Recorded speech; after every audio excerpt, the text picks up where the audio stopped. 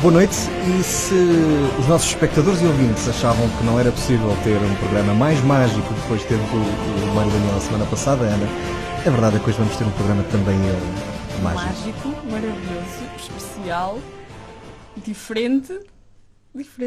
Muito diferente, mas diferente para melhor, e é isso que nós queremos.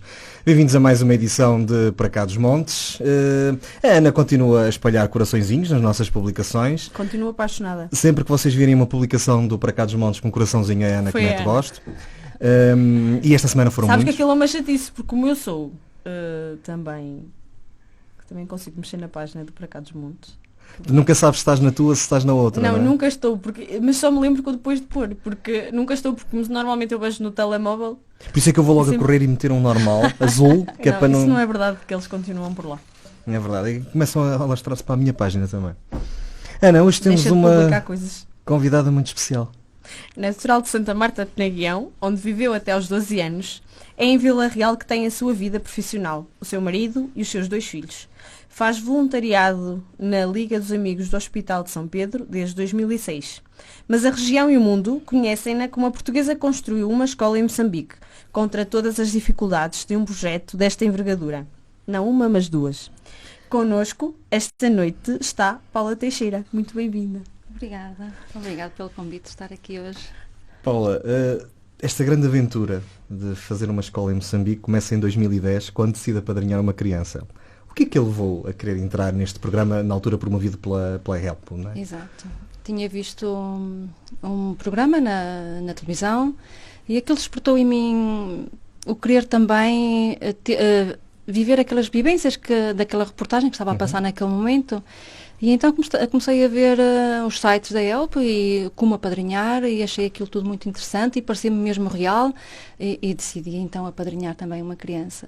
A partir do momento que comecei a receber as cartas do professor na altura, da minha afilhada, despertou o querer ir ao passo seguinte, que era conhecer a realidade dela.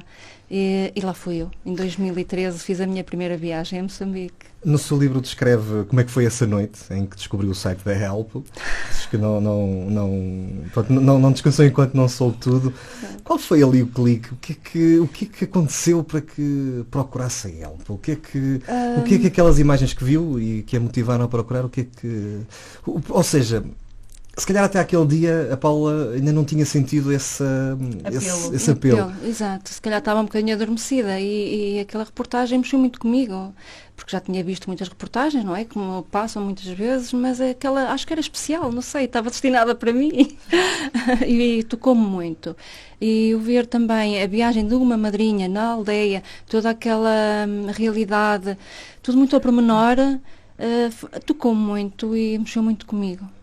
Em que consiste este apadrinhamento? Para quem está lá em casa, como é que podemos ajudar a quem queira apadrinhar uma criança? Basta visitar o site da Help, há vários tipos de apadrinhamento. Posso falar em valores monetários? Sim. Por exemplo, o valor completo que dá apoio à criança a ir à escola, cuidados médicos também, anual fica 230 euros mais ou menos. Depois há uns que é só o apoio de escola, que é 150 euros por aí, e depois há um apadrinhamento novo de há pouco tempo, que é o Futuro Maior, que é muito bonito, muito mais barato, é apenas uma cota anual de 30 euros e é destinado a jovens, adolescentes que acabam o 7º ano, querem ir para a 8ª classe, mas em Moçambique já é exigido o pagamento de uma propina, digamos assim. E essa propina, que para esse aluno, para muitos deles é uma barreira, porque os pais não têm como pagar esses 30 euros em valor moçambicano, meticais. E então a Help interfere aí com o apadrinhamento que se chama o Futuro Maior, que é para esses jovens, que dá para pagar os manuais escolares e o uniforme também, que é tudo com esses 30 euros? 30 euros o valor anual. É que nós não estamos a falar de valores assim muito altos. Não. Portanto, o metical é uma moeda relativamente barata. Barata, sim. É um país que acho que toda a gente conhece o enquadramento, mas 30 euros. 30 euros por ano. Nós pagamos 1000 e tal euros para ir para... E muitos deles isso é uma barreira, porque lá está, não têm, os pais não têm essa possibilidade de... E acho esse apadrinhamento muito interessante. Sim, sim. Portanto, também estamos a falar de países que têm alguma dificuldade em formar quadros superiores e isso ajuda. Exato, exato, porque ali chegam ao final da 7ª classe, muitos deles não têm a continuidade por causa disso mesmo. Nós quando falamos de 7ª classe é sensivelmente semelhante ao nosso 7º e 8º ano, por aí. 5, 6º. 5, 6º. Ainda mais precoce, então. É. Por 30€ apenas. Exato. A Paula apadrinhou a Melina, é o nome da menina, da primeira. Da primeira. Disse-nos há pouco que em 2013 foi conhecê-la. Como é que foi esse momento? Foi muito bom, foi muito bom.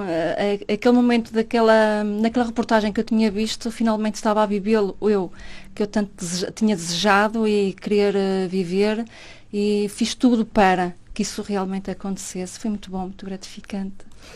Como é que foi esse momento de conhecer a Melina? Sim, a Melina e a família, eles são pessoas muito reservadas e quanto mais para o interior do país, mais reservados, muito envergonhados. Mas depois de algum tempo consegui arrancar uns sorrisos, consegui haver ali uma pequena interação comigo e com ela, mas pouco, muito pouco, era muito reservada. Está um bocadinho a medo também, mas para mim também foi muito gratificante. Os pais e os professores são pessoas adultas, não é? Muito mais dadas, muito mais afáveis, e é compreensível. A criança também não me conhecia, em primeiro lugar. O que me conhecia era através do que o pai e os professores lhe diziam, que era a madrinha lá de Portugal, mas na segunda viagem já estava muito mais receptiva, muito mais aberta, já falamos, já conseguimos falar. Foi muito bom. Eles teve alguma dificuldade em conversar? Portanto, a língua oficial é o português, mas estamos a falar de zonas onde às vezes não se fala português, não é? Sim, nas zonas rurais ainda se usam muito os dialetos. Naquela zona, em Silva em Maiera, é o Macua. É um dialeto deles, local, mais a norte. Mas as crianças que têm entrado para a escola, é obrigatório aprender o português, a muito custo, mas já estão a aprender e conhecem palavras, conseguem perceber, mas o verbalizar ainda é muito complicado para eles. Mas os pais percebem muito bem. Sim. E é algo que as crianças também procuram assimilar, porque não sabendo português depois também é um entrave. Há entraves, sim. Pronto, o sítio onde é Melina é Maiera, sim. Maiera. Como é que é Maiera? Quando chegou lá, o que é que... É difícil de explicar. O impacto. Assim, na viagem... Deve ser avassalador chegar a um sítio onde não vemos nada daquilo a que estamos habituados. Estava... aquele tipo de imagem que eu vi, que ainda existe hoje em muitas das aldeias, tinha na minha memória como os combatentes da guerra falavam nas palhotas, tinha essa imagem como esse teor de conversa de há muitos anos. E quando chego, me deparo exatamente conforme eram as conversas que eu ouvia cá. Não houve progresso nenhum nas aldeias. As casas e as aldeias são as palhotas, casas redondas, palhotas. Os únicos edifícios são a escola, em algumas delas, escolas requalificadas de antigos edifícios deixados da guerra, que são requalificados para fazer as escolas. 40 anos depois? Mesmo. Tudo isto acontece entre 2013 e 2010 e 2013. Sim. Em 2015, a Paula volta para fazer voluntariado. Sim, foi lá. Porquê? 2 semanas. Queria ir novamente. Eu prometi ao meu subconsciente que queria voltar. Havia o bichinho. Havia. E já ia mais predisposta, porque na primeira viagem, quer queira, quer não, eu ia ao desconhecido. Ia muito receptiva, com receio do que aqui ia encontrar. Na segunda não, já lá tinha estado uma vez, já ia com mais algum conhecimento, já ia mais aberta, e quis voltar. E lá está, o impacto não deixa de existir, existe sempre, não é? Porque vamos sempre com aquela perspectiva de encontrar melhorias, mas as melhorias são muito poucas, e quis fazer mais. Acho que, e perdoe-me se eu estiver equivocado, mas penso que li isto. Diz alguns no seu livro que não gostou muito de Maputo.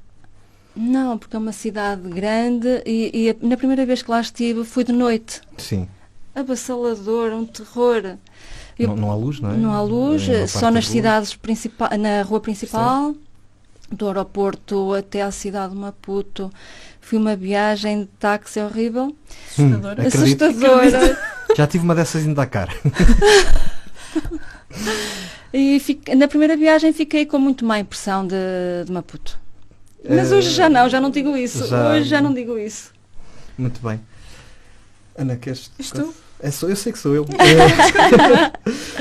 Foi precisamente nesta viagem em 2015 em que a Paula, à partida, sai de Portugal a pensar só em fazer voluntariado, que surge a ideia da escola, não é? Sim. Como é que foi todo este processo de reunir os 30 mil euros necessários e como é que surgiu esta ideia? Exatamente, era isso que eu ia dizer. Sim, aliás, antes dos 30 mil euros, como é que surgiu a ideia lá de construir uma escola? É assim, pronto, a partir de Portugal com um grupo de padrinhos, era um dia... costuma isso acontecer? Sim, viagens? Sim.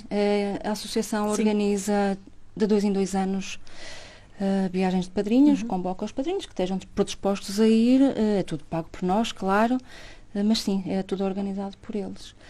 Pronto, e lá fui eu mais uma vez, com um grupo de padrinhos do Porto, de Lisboa, pronto, eu era a única Vila Real do Norte. Eram dias muito preenchidos, feitos a fazer voluntariado em escolas, na distribuição de lanches, em pinturas, dias extremamente preenchidos.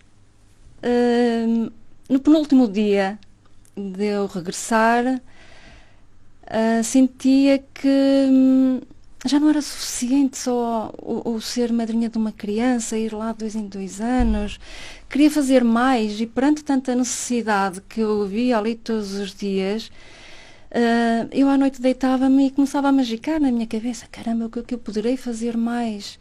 E numa das noites, eu conto no livro que nós tínhamos por hábito falar da nossa experiência do dia. Isso ajudava-me muito também a perceber, a ter a percepção dos outros padrinhos. Se era igual à minha ou se era eu que estava a delirar-me. A ver se ia de encontro a tudo o que eu estava a sentir naquele momento. E, de facto, fui numa dessas conversas que eles também tinham essa percepção, claro, que eu reparei e percebi que a educação é de facto uma lacuna enorme e ver aquelas crianças a irem a pé, andarem quilómetros e quilómetros a pé, muitas delas descalças, e chegam à escola com um sorriso enorme nos lábios. E eu, por exemplo, às 9 da manhã já estava cansadíssima, já queria ir para casa, por exemplo, com calor aterrador, e aquelas crianças já vinham há 2 horas a pé, chegam, vão buscar a pedrinha que têm debaixo da árvore, sentam-se, e eu, ai meu Deus, como é que isto é possível? Pensava eu aqui nos nossos filhos, nas nossas crianças, ai meu Deus, que realidade tão controversa, tão paralela, muito, muito, muito. Pronto, e depois numa dessas noites eu comecei a pensar, não, isto já não é suficiente para mim, eu quero fazer mais. E falei que depois, numa dessas noites, falei com o coordenador da associação, qual era a possibilidade, eu, enquanto madrinha, se eu quisesse fazer mais, o que é que eu poderia fazer? E depois surgiu a ideia, eu vou dizer o nome dela, Casé, se eu quiser construir aqui uma escola, o que é que eu posso fazer? Queres construir agora uma escola? Sim, eu quero construir aqui uma escola, o que é que eu posso, como é que eu tenho que fazer?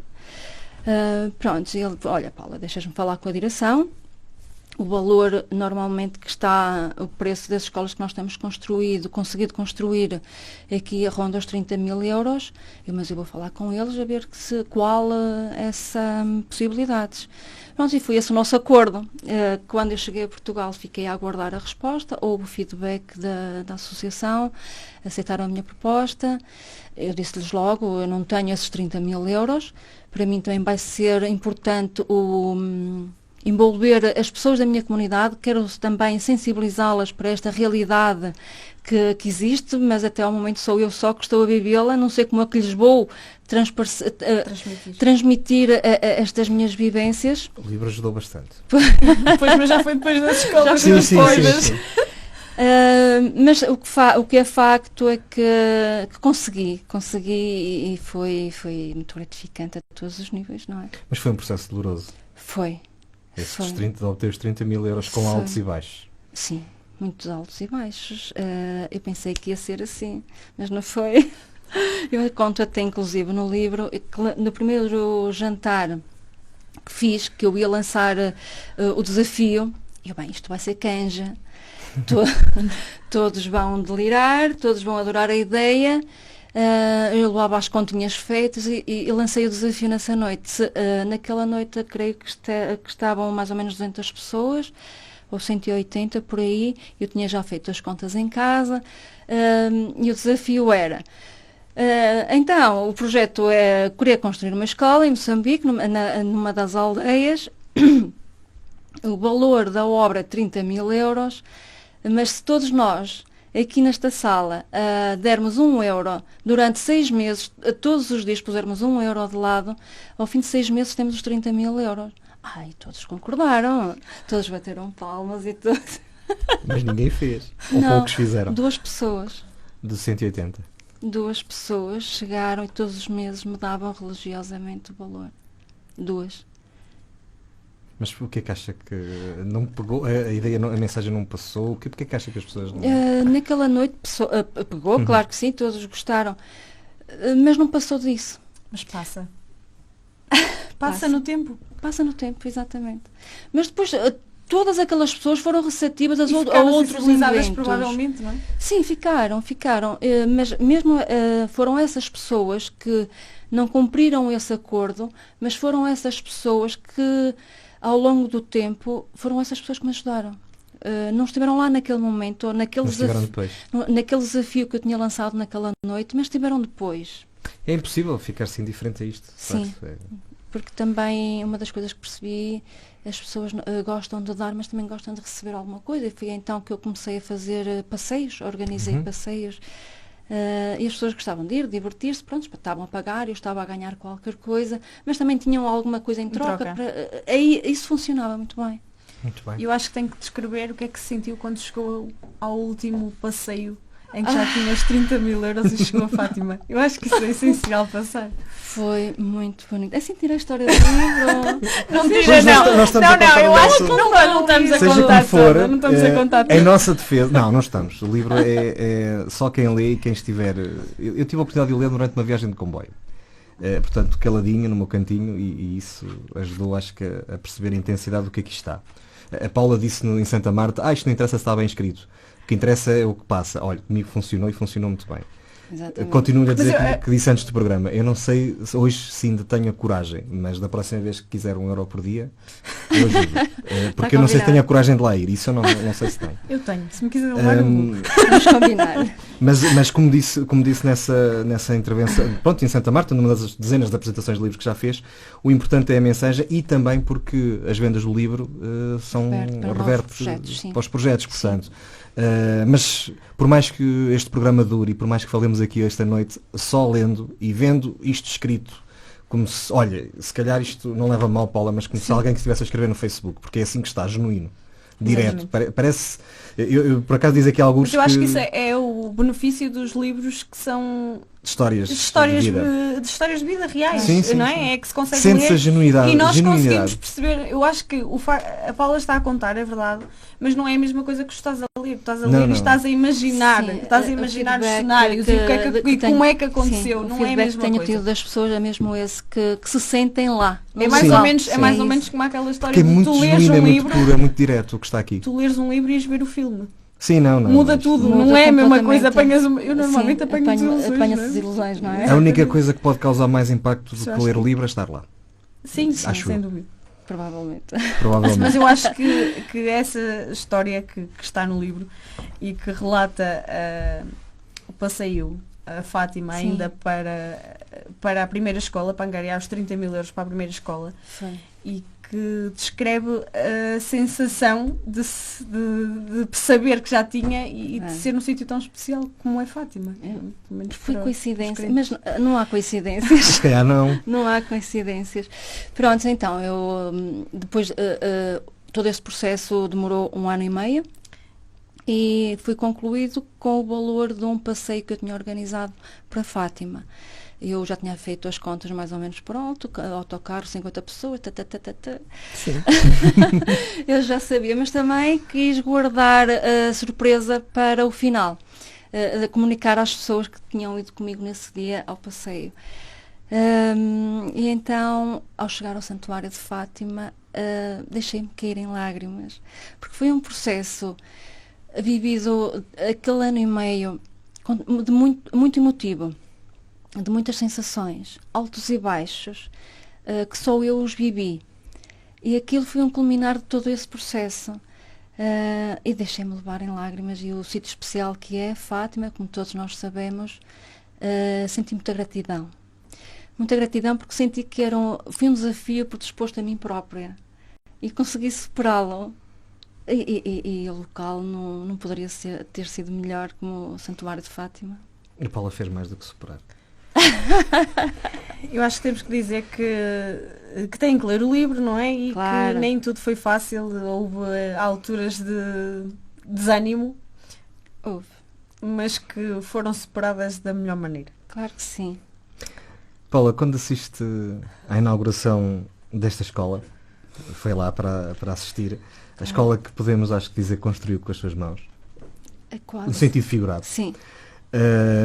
Mas tenho a certeza absoluta que se estivesse lá ido, que a construção também tinha ajudado. Já tenho experiência. Ana, já tem experiência. O que é que sentiu naquele dia, naquele momento? Mais gratidão ainda. Se o senti do lado de cá, ao terminar a recolha dos donativos, era a cereja no topo do bolo. Era gratidão a dobrar. E o ver aquelas crianças todas naquele dia da inauguração é uma felicidade enorme. Uma felicidade enorme. Não dá para descrever. Não dá. São emoções tão fortes que não há palavras para descrever. Tem ideia de quantas crianças esta escola vai afetar? Eu penso que escreve no livro, já não me recordo. Naquele ano letivo são 445, se não estou em erro.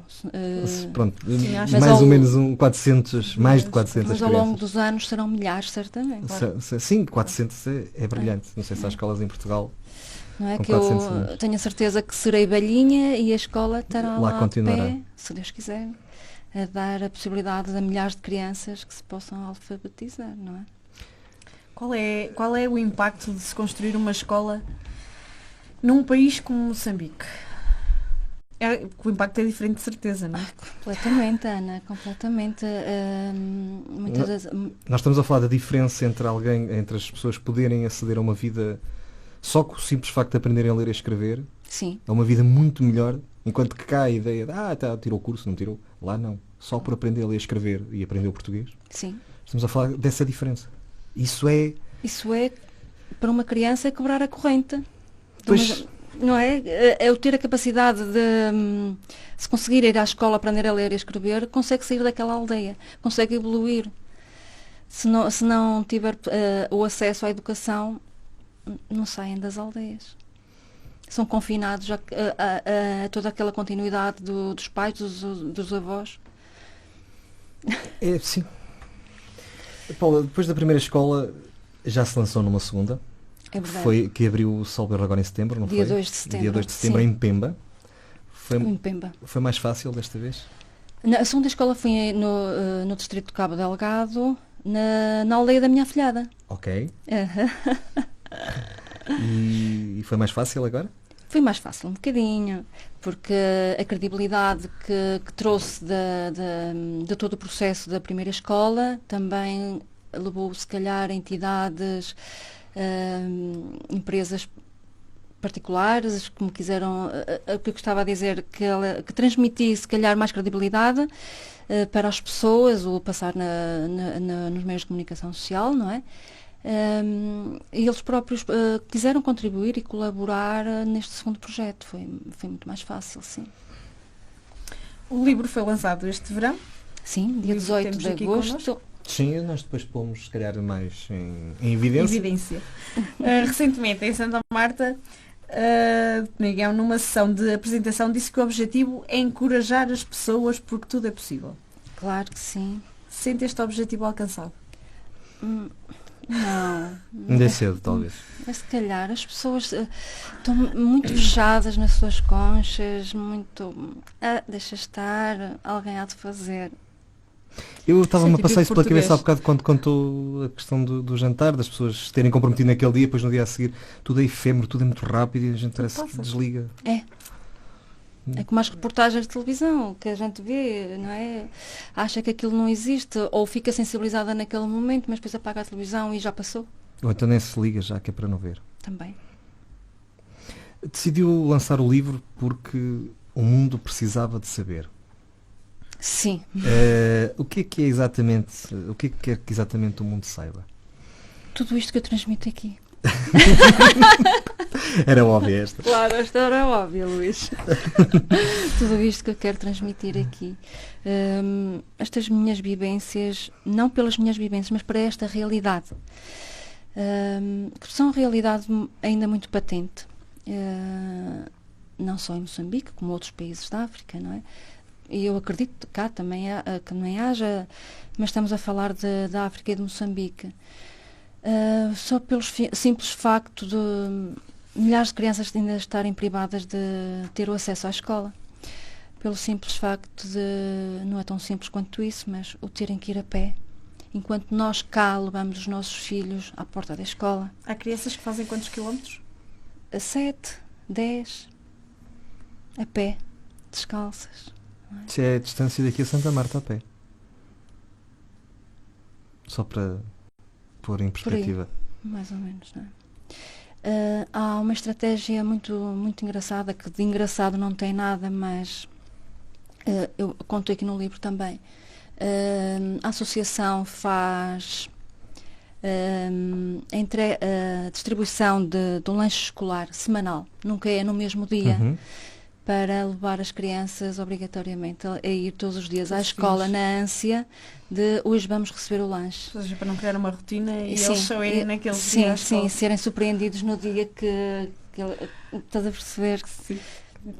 E acho isso muito engraçado porque obriga-os a ir todos os dias à escola. Foi uma estratégia que eles encontraram para eles irem à escola, porque também lá está essa barreira do terem que ir a pé muitos quilómetros, acomodavam-se e não iam. E então as crianças vão à escola na ânsia de receber um lanche escolar. Que se calhar é a única refeição do dia, muitas delas. E vou dizer mais, desse lanche eu vi com os meus próprios olhos, muitas delas ainda levavam metade para casa. Eu assisti a isso na minha primeira viagem. E eu até falei com o coordenador na altura e disse, mas não parece que tenham assim tanta fome. Comentei numa das situações à noite. Se formos a ver, eles não têm assim tanta fome, ainda levam metem na mochila, não devem comer. E ele alertou-me, não, Paula, eles metem na mochila, mas é para levarem para casa para repartirem com os outros irmãos.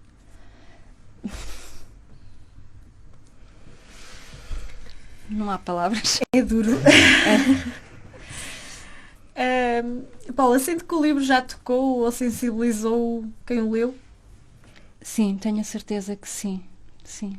O feedback que tenho tido das pessoas é esse mesmo, que têm ficado muito sensibilizados e que têm chegado a mensagem, sim. Porque lá está, eu também peço sempre para lerem com os olhos de coração, para não lerem apenas por ler, deixa lá ver o que é que ela É escreveu. impossível ler isto Eu só por também ler. acho que sim. É impossível, não se consegue. Ainda bem. Diz alguns que também um dos objetivos era que as pessoas percebessem o que é que quer dizer solidariedade. Acho que também já está mais claro, pelo menos na cabeça de quem leu ou de quem a acompanha ou de quem... Eu senti isto, eu quando li, pronto, acho que li isto a alguns, não sei já se foi no livro, se foi em alguma peça.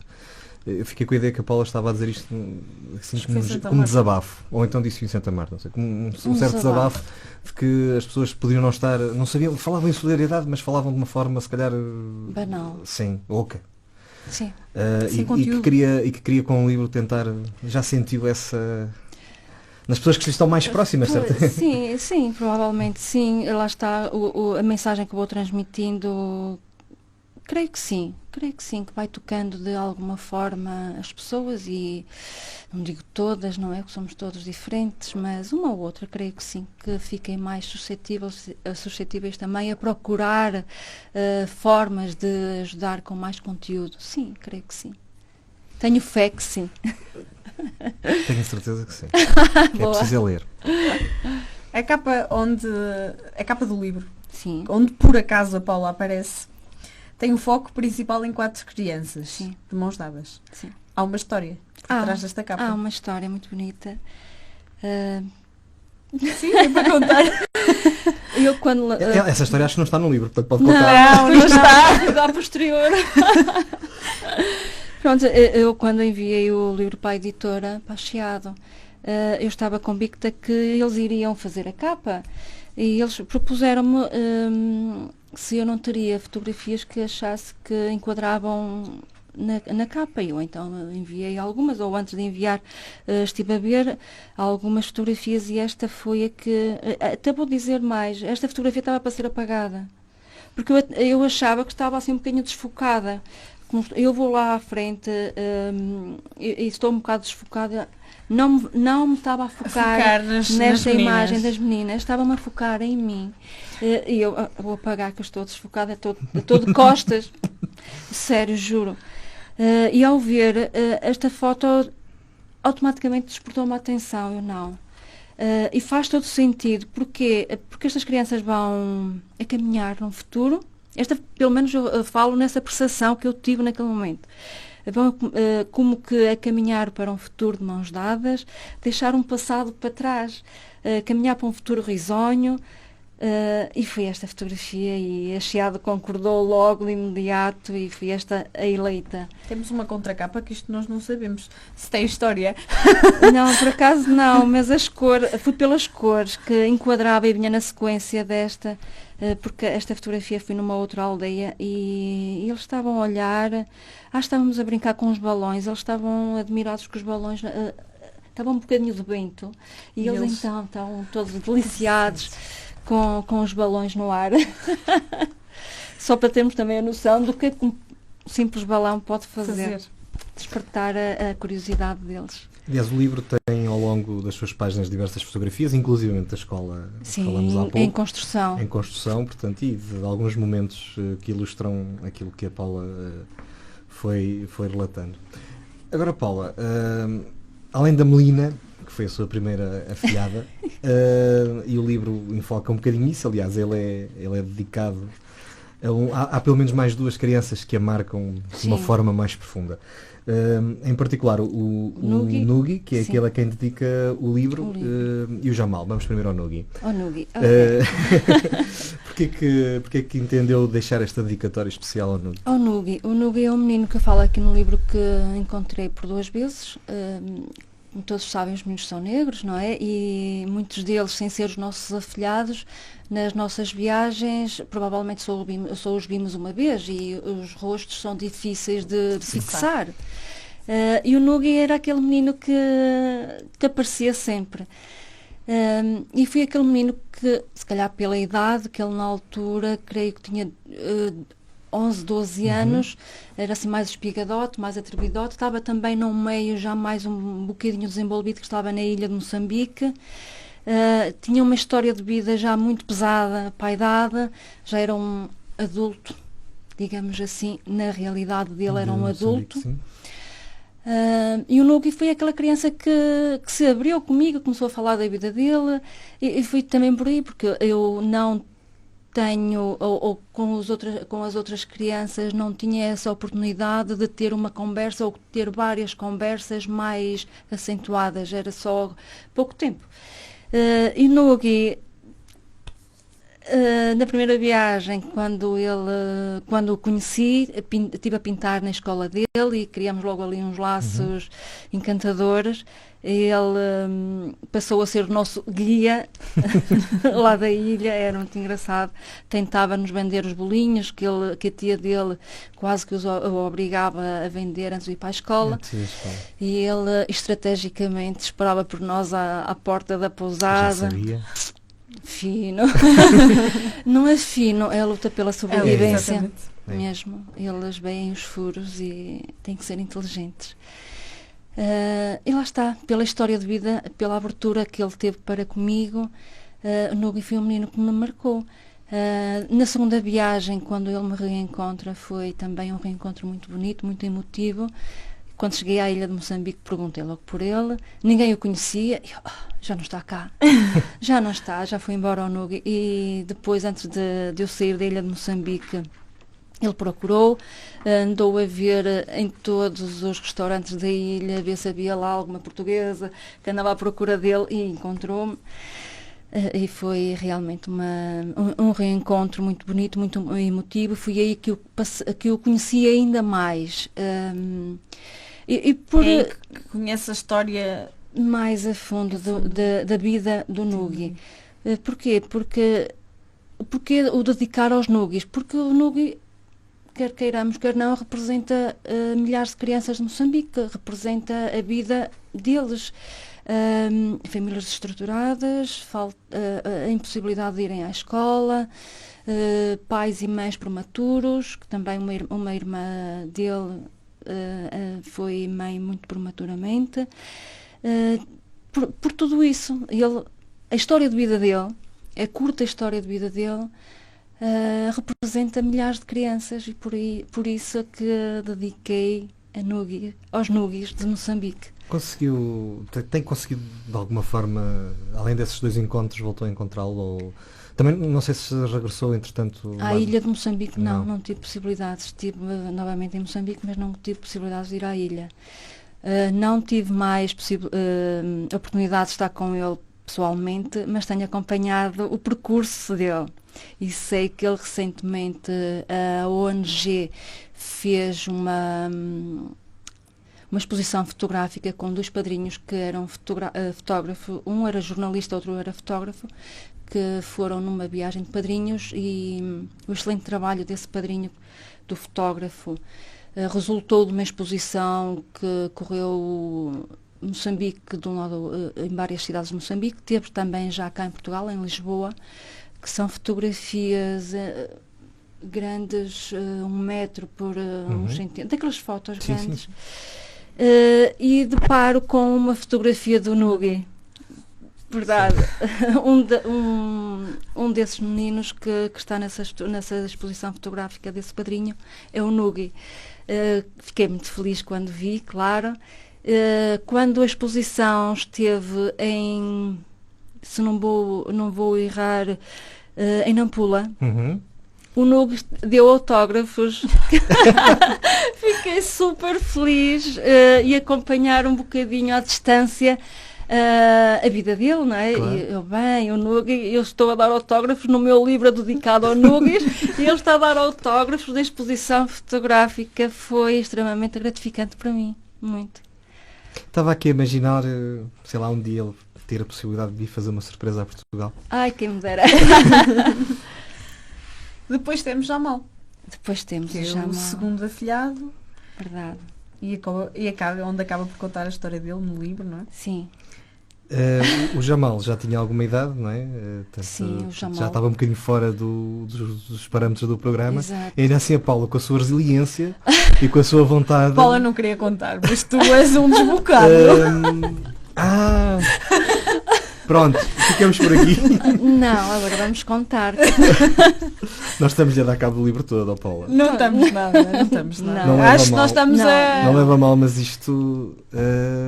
Epá, a sério, é impossível não contar. Sim, não? Mas só lendo, nós não estamos sequer. Aquilo que se sente ao ler não passa nestes 50 minutos. Isso tenho a certeza absoluta. Eu também. Verdade.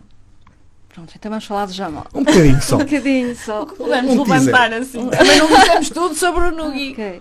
Pois. É verdade, não dissemos tudo. Não, a história principal não se pode. Não. Então, o Jamal. Foi na viagem de 2017, quando eu fui para a inauguração da minha primeira escola. Depois fomos para o distrito de Cabo Delgado, fomos visitar a aldeia de Negoma. A ONG ia começar a intervir nessa aldeia, eram os primeiros passos que ainda estavam a dar, e estávamos a fazer as matrículas para as crianças, que iriam entrar na escola primária em fevereiro, porque lá o ano letivo é diferente do nosso cá. As aulas começam em fevereiro. Mas para que todo esse processo e aquelas crianças das aldeias fossem apadrinhadas, tal qual como eu apadrinhei a Melina, tinha que haver todo um requisito, os formulários que tinham que ser preenchidos, tirar fotografias à criança, para depois ser enviado para Portugal, para que a ONG abrisse os apadrinhamentos para aquelas crianças. Pronto, e tudo se passou quando eu estava lá nessa aldeia e incorporei nesse grupo que estava predisposto para fazer toda essa seleção, as matrículas e enviar, fazer os requisitos para o apadrinhamento. Então estava tudo a correr muito bem, com o professor, cada uma de nós tinha um professor ao nosso lado para nos ajudar na interpretação. As crianças vinham acompanhadas por pai ou pela mãe, muitos deles pelas tias, muitos deles por irmãos mais velhos. Curioso, eu não sei se conto no livro, eles têm as cédulas, sim, as cédulas, como nós antigamente tínhamos cá, muitos deles têm apenas o ano. Sim, tem escrito. Tenho, já me estava a esquecer se tinha ou não. Então estão catalogados a um termo feio, estão assinalados a 1 de janeiro, não é? Exato, são crianças, agora vou contar, que estão registados apenas com o ano de nascimento. Muitos não têm nem sequer o mês, nem o dia de nascimento. E então, por regra, fica como todos 1 de janeiro. 1 de janeiro tem muitas crianças em Moçambique a fazer anos. Prontos, eu ia percebendo e já sabia que isso iria acontecer, mas uma coisa diferente é quando nos dizem e outras quando nos passam à frente. Estamos a preencher e ao mesmo tempo a fazer uma análise. E como é que é possível, não é? Nós fazemos uma festa medonha no aniversário do nosso filho e esta criança nem sabe o dia em que nasceu. E eu ter que estar ali a assimilar aquilo interiormente e ao mesmo tempo a perguntar de que cor é que tu gostas, não é? Porquê é que isso acontece, sabe? Não faço ideia. Não, porque em Portugal há muita gente que também tem atrasos no registro, porque antigamente... Lá provavelmente terá sido... Agora, ultimamente, a incapacidade provavelmente do Estado em assegurar uma cobertura do país. Sim. Não há escolas, não há centros de saúde, portanto não conseguem sequer controlar os nascimentos. Há muitos nascimentos em casa, certamente, sim, também. Sim. Aliás, deverá ser a grande maioria fora das áreas metropolitanas. Sim. Portanto, não se consegue manter. Eles têm muita dificuldade, inclusive, em ter censos. É muito difícil nós estimarmos, e isto na minha área profissional às vezes é importante, até por causa de outras, em África é muito complicado, na maior parte dos países, estimarmos quantas pessoas efetivamente existem. Sim, muito complicado. Mas voltando ao Jamal, chega ao Jamal com a mãe, um menino de 15 anos. E eu, ao preencher pelo ano de nascimento, automaticamente fiz as contas e percebi que aquele menino tinha 15 anos. Ele não me tinha dito. E eu, ao preencher o formulário, é que percebi que ele tinha 15 anos. E percebi que estava fora dos parâmetros para a inscrição da escola. E fiquei logo ali muito aflita, porque tanto a mãe como o Jamal estavam ansiosos para que aquele dia chegasse. Finalmente ele iria ter a oportunidade de ir para a escola. E eu vi logo ali uma barreira, e agora? Fui ter com o coordenador da ONG e expus-lhe a situação. Ele disse-me logo que não, que estava fora dos parâmetros, que não iria ser possível. E eu, de costas voltadas para eles, e agora como é que eu lhes vou dizer que não? Não consegui. Voltei mais uma vez ao coordenador e ao Carlos, e se for eu a apadrinhar, se for eu a assumir esta responsabilidade, achas que há essa possibilidade, infringindo aí um bocadinho, fechamos um bocadinho os olhos? Ele, pronto, Paula, se tu assumes esse compromisso, ok, vamos fazer isso, mas ele também tem que ter bem a noção que és tu que vais ser a madrinha.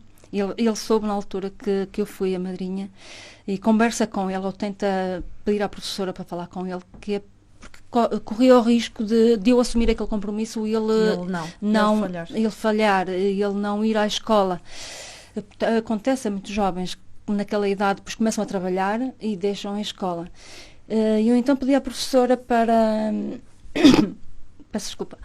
Peço à professora para chamar à parte e falarmos os três, a professora a servir de intérprete, e disse-lhe que eu iria tomar esse compromisso de ser eu a madrinha dele, e ele também tinha que assumir o compromisso de levar a escola e de querer agarrar aquela oportunidade. E depois foi muito bonito também, a mãe não estava a perceber muito bem, mas depois a professora também explicou tudo à mãe, o que é que estava ali a passar. O Jamal ficou super contente, radiante. E a mãe, nós por regra tínhamos uma folha para que os pais sentissem aquilo como um compromisso também, como pais, de obrigatoriamente enviarem os filhos à escola. Tínhamos um documento em que os pais se comprometiam em mandar os filhos à escola, e era só assinar. E eu então disse à mãe: olha, vai assinar este documento em como o Jamal vem todos os dias à escola. E a assinatura da mãe foi: o meu filho vai vir todos os dias à escola. Quando eu virei a página para mim, eu fiquei mais deliciada ainda de qualquer assinatura. Vi a genuidade, a simplicidade e o quão eles queriam que aquilo realmente acontecesse. Para mim foi muito importante. Apesar de estarmos aqui a levantar o véu ao livro, e ao cá está, esta história, e desculpe termos insistido em contá-la, prova-nos aquilo que já sabíamos, mas mostra-nos duas coisas. Por um lado, a vontade enorme que crianças já com uma idade avançada, porque 15 anos em África já é uma idade muito avançada, avançada na perspectiva em que normalmente já estão a fazer outras coisas que não a estudar. Prova que há ali vontade em aprender, porque sabem que isto é a porta para um futuro melhor. E por outro lado, prova a determinação da Paula. É por isso que a gente insistiu um bocadinho, e desculpe lá estarmos a levantar aqui o véu. Prometemos que não vamos pedir mais histórias do livro. Não, mas como não vamos, vamos falar numa coisa que não se fala no livro, que é como é que foi a inauguração da segunda escola. A inauguração desta segunda escola. Esse era o segundo livro, já estamos já estamos a antecipar. Porque demorou cerca de um ano, não foi? A conseguir também os 30 mil euros. Houve ajuda de empresas de Vila Real. Sim. Foi mais fácil, foi sem dúvida, até porque já existia aqui um grande know-how. Exato. Mas como é que foi para si? Não fez sozinha? Não. Com mais 2 pessoas. Sim. Como é que foi para si a inauguração da segunda escola? O ir lá? Sim. Tal qual como a primeira. Uma gratidão enorme. Foi no outro distrito. A primeira foi no distrito de Nampula, na aldeia de Teacana. Esta segunda foi na aldeia da minha afilhada, em Maera. Foi tal qual como a primeira. Uma gratidão enorme, porque eram mais crianças, mais centenas de crianças, mais milhares de crianças. Só não existia o fator surpresa, não é? E mesmo assim, provavelmente. Sim, mas era não como se fosse a primeira vez. Sim, mas já sabia aquilo que ia acontecer, mais ou menos, pelo menos, não é? Sim, claro que sim. Mas é gratificante, não é mesmo? Porque o essencial aqui é dar-lhes a oportunidade de estudar.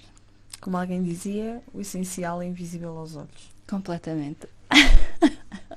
Paula, o que é que mais a fascinou em Moçambique? Agora, depois destas viagens todas, provavelmente ainda vai fazer mais algumas, acredito. Provavelmente sim. Deve estar Provavelmente cheio de não. Vai de certeza. Vou de certeza. Mas o que é fascina neste país? Daquilo que conheceu, o que é que... Eu penso muito nisso. E às vezes perguntam-me porquê Moçambique. Eu simplesmente digo, eu acho que não fui eu que escolhi Moçambique, foi Moçambique que me escolheu em mim.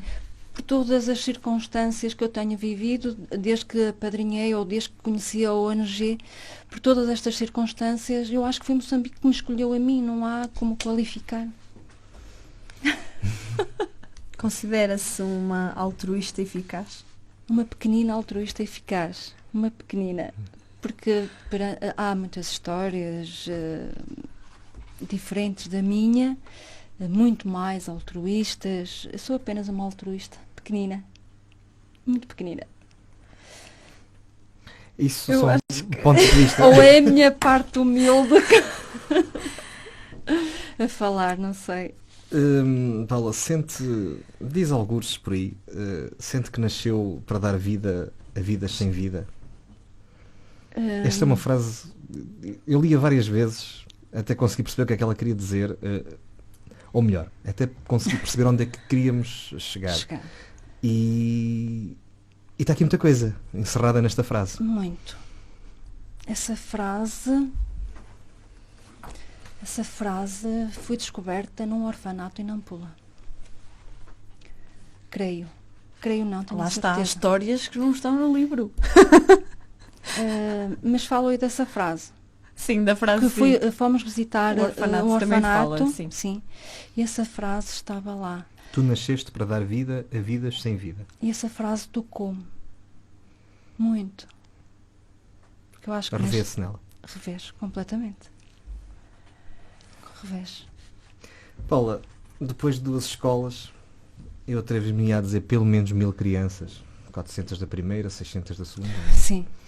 que vão poder aprender a ler, a alargar os horizontes, Sonhar. sonhar, ter uma vida mais parecida àquilo que nós achamos normal. Sim. O que é que se segue? É assim, ainda não vou falar sobre o que é que vem a seguir, porque ainda é um bocadinho prematuro. Fica já agendado depois a entrevista. Ok, está combinado. Terei todo o gosto. E nós também. Primeira mão. Ok, está combinado. E nós também. Está combinado. Mas é um projeto muito bonito, muito aliciante, muito desafiador. Se nota-se. Ainda mais, tão ou mais do que as escolas, mas envolve na mesma crianças, envolve na mesma Moçambique, envolve-me a mim, claro, mas ainda é um bocadinho prematuro falar sobre isso, porque ainda estou a delinear, ainda estou a ver, porque quando falar é com certezas, com realmente isto vai acontecer. Não gosto de falar antes do tempo, não, Antes de acontecer. mesmo. Paula, Vamos esperar bastava-nos- apenas mais um mês, mais ou menos, creio que... Pronto, Já temos sempre. temos um bocadinho. Temos um bocadinho. É que eu lembrei-me agora aqui de repente Então. de uma história para acabarmos Do livro? assim a rir. Do Não sei livro? se está no livro, porque eu li o livro, mas também estive na apresentação em Santa Marta e não tenho a certeza, Ok. acho que não está no livro. Da história do soro fisiológico.